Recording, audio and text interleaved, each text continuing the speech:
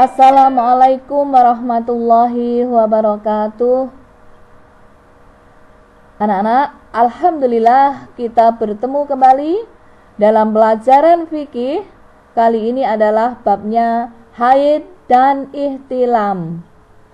Anak-anak, bagaimana kabarnya hari ini? Alhamdulillah, semoga sehat-sehat selalu. Sebelum pembelajaran kita mulai, marilah kita membaca doa dengan baca basmalah bersama-sama. Bismillahirrahmanirrahim. Nah, anak-anak, untuk bab minggu kemarin kita telah mempelajari tanda-tanda balik. Nah, untuk tujuan pembelajaran kali ini, siswa dapat memahami tanda-tanda balik, haid, dan mimpi basah. Nah, ingat kembali ya, tanda-tanda balik. Balik secara bahasa berasal dari kata balagha yang artinya sampai. Secara istilah, balik artinya telah sampai usia seseorang pada kedewasaan. Jadi, seseorang yang sudah balik dianggap sudah cukup dewasa untuk berpikir dan bertindak. Oleh karenanya, balik dijadikan titik awal dalam pelaksanaan kewajiban-kewajiban syariat. Nah, adapun tanda-tanda balik apa anak-anak? Ya, haid untuk anak perempuan yang berusia minimal 9 tahun. Kemudian ihtilam atau mimpi basah ya, ihtilam itu mimpi basah. Ini tanda-tanda balik untuk anak laki-laki yang berusia minimal 9 tahun. Kemudian yang ketiga tanda-tanda balik yaitu mencapai usia 15 tahun, ini tahun Hijriah, bila sampai usia tersebut belum mengalami haid ataupun ihtilam. Paham ya? Oke, kita lanjutkan. Nah, sekarang haid. Salah satu tanda balik bagi perempuan adalah haid. Pengertian haid secara bahasa, haid artinya aliran atau sesuatu yang mengalir. Sedangkan secara istilah, haid adalah darah yang keluar dari rahim seorang wanita pada waktu-waktu tertentu yang bukan karena disebabkan oleh suatu penyakit atau karena melahirkan. Nah, warna darah haid biasanya merah kehitaman dan agak kental. Anak-anak, sekarang waktu terjadinya haid. Waktu minimal haid adalah sehari semalam atau berapa jam? 24 jam. Umumnya haid terjadi selama 6 atau 7 hari. Dan maksimal lama waktu haid adalah 15 hari 15 malam. Oke, seandainya anak-anak ada anak perempuan mengeluarkan darah dari rahim tapi hanya 5 jam atau 7 jam, sudah dikategorikan haid apa bukan? Belum atau bukan, karena itu termasuk istihadhah atau darah penyakit.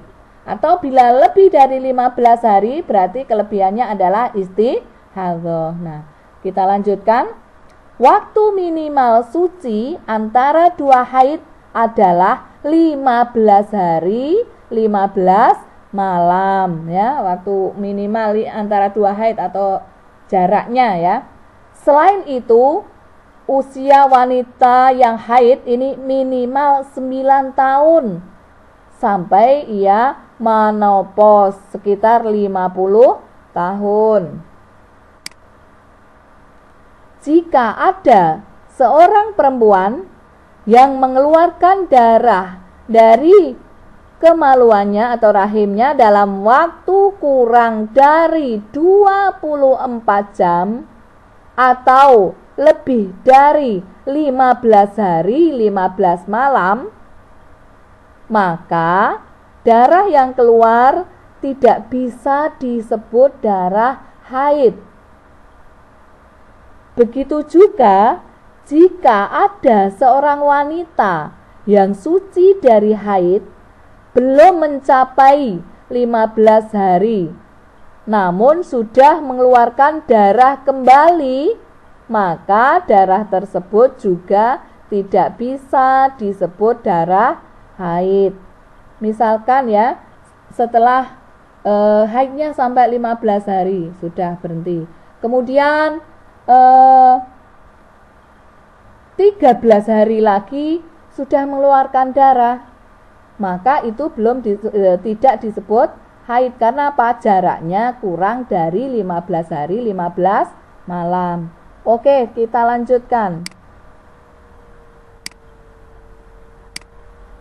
Darah yang keluarnya kurang dari masa minimal haid atau lebih dari masa maksimal haid disebut sebagai darah istihadhah. Darah istihadhah adalah darah yang keluar dari kemaluan wanita di luar kebiasaan haidnya atau di luar waktu haid, serta bukan disebabkan karena melahirkan. Anak-anak, siapa yang tahu darah yang keluar dari rahim wanita setelah melahirkan namanya apa? Iya, darah nifas. Oke. Istihadhah terjadi dalam kondisi 1. Darah keluar dalam waktu kurang dari 24 jam. Yang kedua, darah keluar dalam waktu lebih dari 15 hari 15 malam. Kemudian yang ketiga, darah keluar sebelum 15 hari dari masa suci haid sebelumnya, ya. Oke. Sekarang, hal-hal yang dilarang bagi perempuan yang sedang haid. Apa saja? Yang pertama adalah sholat, ya. Kemudian yang kedua ini sholat wajib maupun sholat sunat, semua sholat tidak boleh, ya. Yang kedua, puasa. Meskipun wanita yang sedang haid dilarang puasa, namun ia diwajibkan untuk mengqadha puasa wajibnya yang ia tinggalkan kapan? Yaitu pada hari lain di luar bulan Ramadan, ya, mengqadha puasa. Kemudian yang ketiga, tawaf. Wanita haid ini dilarang tawaf. Apa tawaf? Tawaf adalah mengelilingi Ka'bah sebanyak 7 kali. Oke? Meskipun dilarang melaksanakan tawaf, namun wanita yang sedang haid diperbolehkan melaksanakan rangkaian haji yang lain. Seperti apa? Wukuf. Masih ingat wukuf apa? Berdiam diri di padang Arafah. Kemudian sa'i, lari-lari kecil antara Bukit Safa dan Marwah, serta melempar jumroh dan lain-lain masih diperbolehkan. Kecuali apa, anak-anak? Yang dilarang tawaf, ya. Karena tawaf itu tempatnya di mana? Di Masjidil Haram, ya, di mana? Di mengelilingi Ka'bah. Oke. Yang keempat, dilarang menyentuh mushaf serta membaca Al-Quran. Yang kelima, iktikaf atau berdiam diri di masjid untuk berdoa atau zikir, itu ya, dilarang. Ini ya, coba diingat-ingat apa saja yang dilarang bagi wanita haid. Dilarang sholat, puasa, tawaf, menyentuh dan membaca Al-Quran, serta dilarang untuk iktikaf, berdiam diri di masjid. Oke, kita lanjutkan. Nah, sekarang mimpi basah atau ihtilam. Terjadinya mimpi basah. Mimpi basah terjadi ketika seorang laki-laki tidur, kemudian saat bangun sudah mengeluarkan mani atau sperma. Mimpi basah ini merupakan tanda-tanda balik bagi laki-laki. Jadi, laki-laki yang sudah mengalami mimpi basah sudah mulai dibebani kewajiban agama jika ia berakal sehat dan telah sampai dakwah Islam padanya. Ya, mimpi basah merupakan sebuah hadas besar. Orang yang masih mempunyai hadas besar disebabkan mimpi basah disebut sebagai junub. Nah, anak-anak, sekarang hal-hal yang dilarang bagi orang yang sedang junub, ya. Keadaan orang yang sedang hadas besar tadi ya, junub itu disebabkan karena ihtilam tadi atau mimpi basah. Nah, hal-hal yang dilarang bagi seorang yang sedang junub hampir sama dengan hal-hal yang dilarang bagi wanita yang sedang haid. Namun berbeda dengan perempuan haid yang dilarang untuk berpuasa.